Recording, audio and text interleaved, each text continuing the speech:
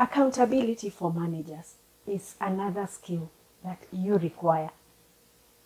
We have talked a lot about being accountable so that the teams that you are leading also exercise that accountability.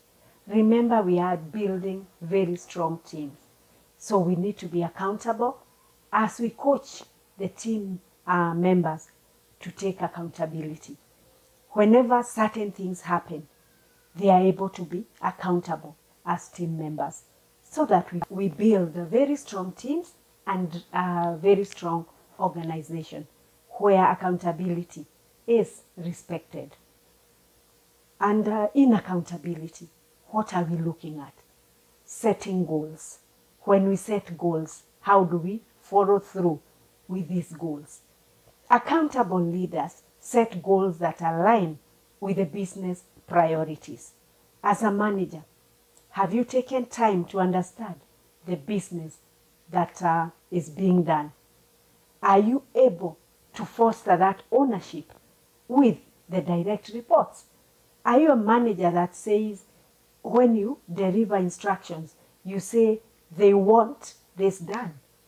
Do you own the goals that you are setting with your team members? So as managers, you must be accountable. Even as you set goals, you must own the process.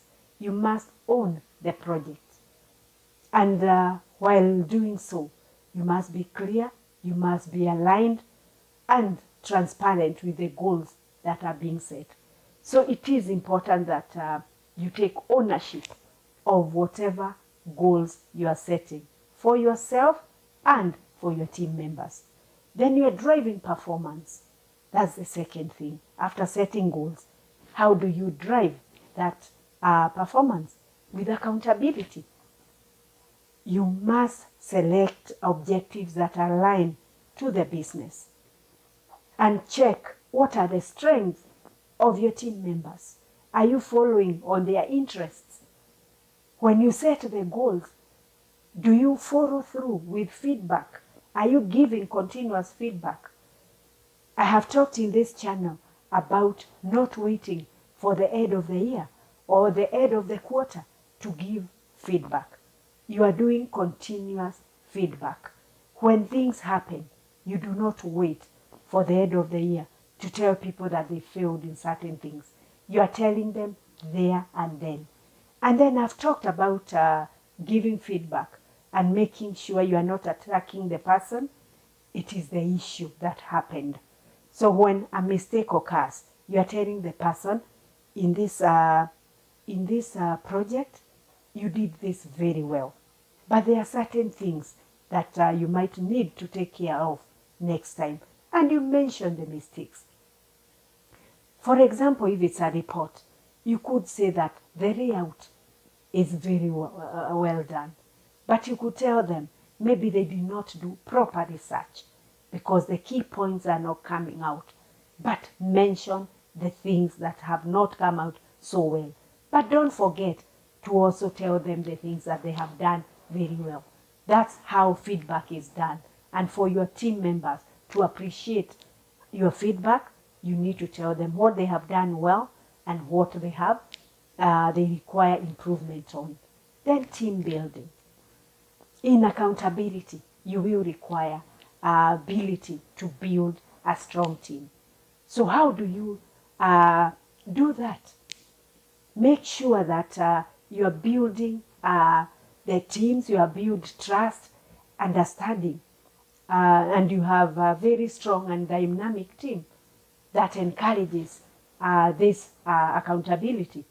You're leading by example, remember, because you are first accountable as a person, you are teaching accountability to your team members.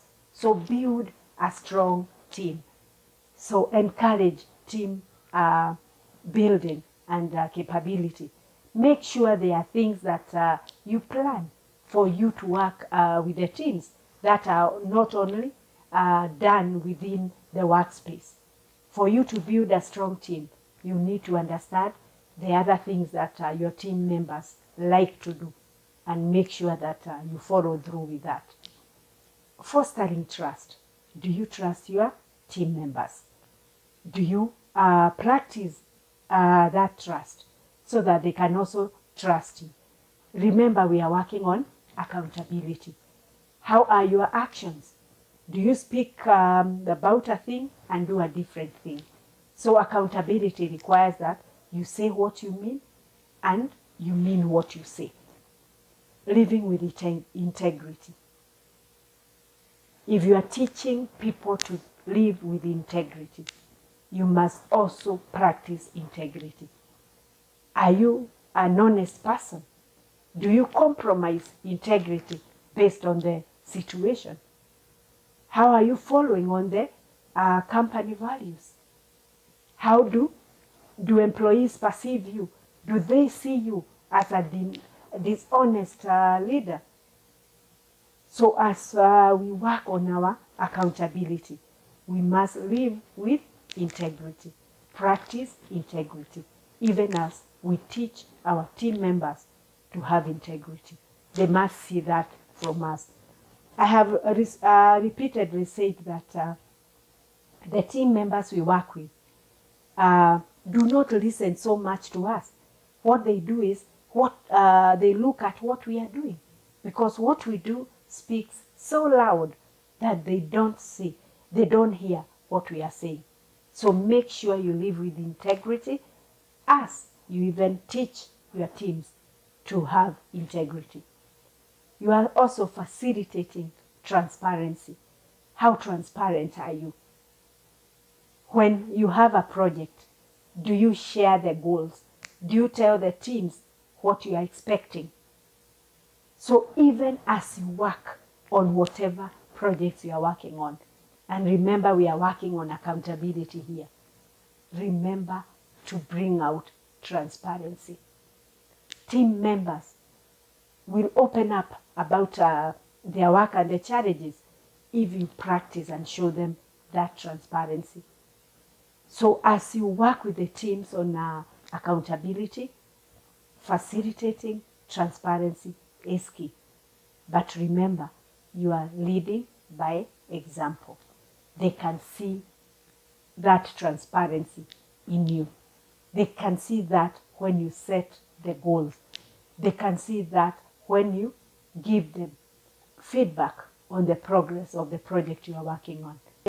Remember to like this video, share, comment, and also subscribe to my YouTube channel so you can be notified when we post videos such as this.